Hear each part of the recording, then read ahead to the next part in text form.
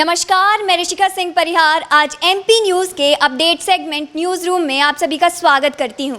News room में चल रही तमाम बड़ी अपडेट्स को लेकर हम अपने दर्शकों तक पहुंचते हैं, तो आइए पकड़ते हैं अपनी अपडेट्स की रफ्तार को और बढ़ते हैं अपनी पहली अपडेट की ओर, जहां इंदौर में लगातार बारिश होने के कारण कई जगह जल भराव हो गया। उसको लेकर के कलेक्टर आशीष सिंह ने क्या कुछ निर्देश जारी किए हैं, आइए जानते हैं हमारी सहयोगी साक्षी जी से क्या कुछ बड़ी अपडेट है। साक्षी जी, स्वच्छता में नंबर 1 इंदौर में पिछले दिनों हुई भारी बारिश के बाद जल जमाव की स्थिति हर जगह देखने को मिली थी, जिसके बाद लोग काफ़ी ज़्यादा परेशान हो गए थे। जिसके बाद बीते कुछ दिनों पहले सीएम मोहन यादव भी इंदौर पहुंचे थे। उन्होंने भी कलेक्टर को सख्त निर्देश दिया और कहा कि ऐसी स्थिति जो है वो दोबारा इंदौर में निर्मित ना हो। जिसके बाद अब कलेक्टर ने और निगम प्रशासन ने मोर्चा संभाला और लगातार ही एक्शन मोड में नज़र आ रहे हैं। और जिसके बाद कलेक्टर ने एक बैठक भी आहूत की, जिसमें सभी अधिकारियों को ये निर्देश दिए कि जलभराव की जो स्थिति है ये दोबारा निर्मित ना हो। इस बैठक में सभी प्रमुख चौराहों और उन स्थानों की गहन समीक्षा की गई जहां पर जलभराव की स्थिति ज़्यादा देखी जाती है। साथ ही ये कड़े निर्देश भी कलेक्टर ने दिए हैं कि जहां भी जो भी समीक्षा करके जो भी काम है वो किया जाए, ताकि ये दोबारा ये कंडीशंस जो है वो दोबारा ना बने और लोग परेशान ना हो। यानी अब एसडीएम, कलेक्टर और जितने भी अधिकारी हैं वो एक्टिव मोड पर आ गए हैं और इस जल जमाव की स्थिति को रोकने का काम कर रहे हैं। अब इसी के साथ बढ़ते हैं अपनी अगली अपडेट की ओर, जहां सीएम मोहन यादव का एक बड़ा बयान आया है कि भारत में रहना है तो श्री राम और जय श्री कृष्ण कहना। इसको लेकर के क्या कुछ बड़ी अपडेट है, आइए जानते हैं हमारे सहयोगी शुभम जी से क्या कुछ अपडेट है। सर जी देखिए, आज सीएम मोहन यादव अशोक नगर के चंदेरी में थे और वहाँ पर उन्होंने श्री कृष्ण जन्माष्टमी के मौके पर श्री कृष्ण पर्व के कार्यक्रम में जो है हिस्सा लिया। और वहीं पर उन्होंने लोगों को याद दिलाते हुए कहा है कि रहीम और रसखान जैसे भारत की भूमि से जुड़कर रहे, भारत की मिट्टी से जुड़ कर के रहे।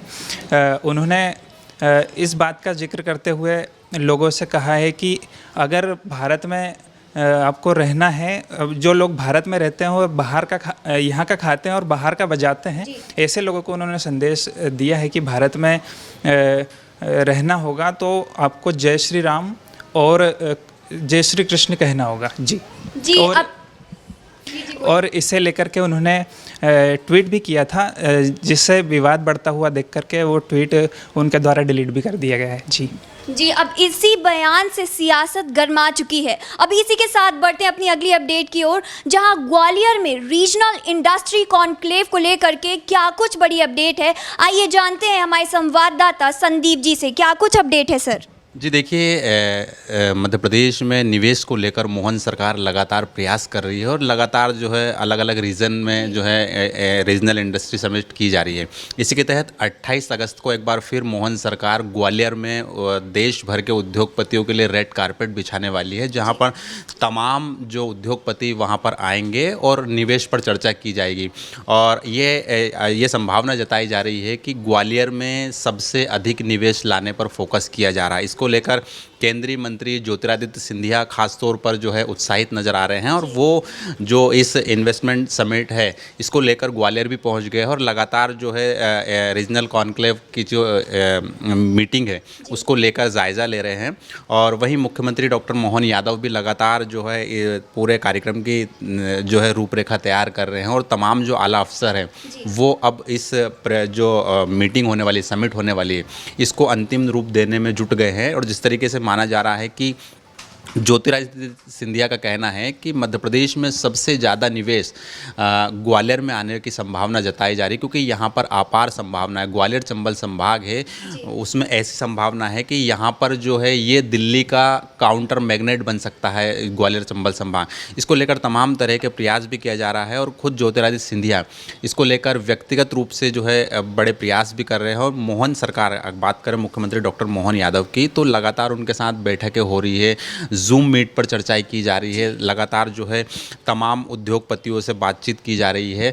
और जिस तरीके से देखा जा रहा है कि अभी तक जो प्रारंभिक तौर पर जानकारी सामने आई है कि अडानी, अंबानी जैसे तमाम जो बड़े देश भर के जो बड़े मशहूर ग्रुप हैं वो ग्वालियर चंबल संभाग में आने की संभावनाएं, निवेश करने की इच्छा जता रहे हैं। और ख़ास तौर पर एक बड़ी अपडेट ये भी है यहाँ पर कि रक्षा से संबंधित ग्वालियर में जोर दिया जा रहा है कि जिस तरीके से पिछले दिनों मोहन यादव ने बात कही थी कि वो रक्षा के क्षेत्र में मध्य प्रदेश में निवेश करना चाहते हैं, ये रक्षा के क्षेत्र में कोई बड़ी उपलब्धि हासिल करना चाहते हैं, लिहाजा ग्वालियर पर फोकस किया जा रहा है। मध्य प्रदेश विधानसभा के अध्यक्ष नरेंद्र सिंह तोमर है, ज्योतिरादित्य सिंधिया है, तमाम लोग जो केंद्रीय रक्षा मंत्री राजनाथ सिंह है उनसे भी चर्चा कर चुके हैं। तो ये माना जा रहा है कि रक्षा को लेकर जो है यहाँ पर कुछ ना कुछ बड़ा देखने को मिल सकता है।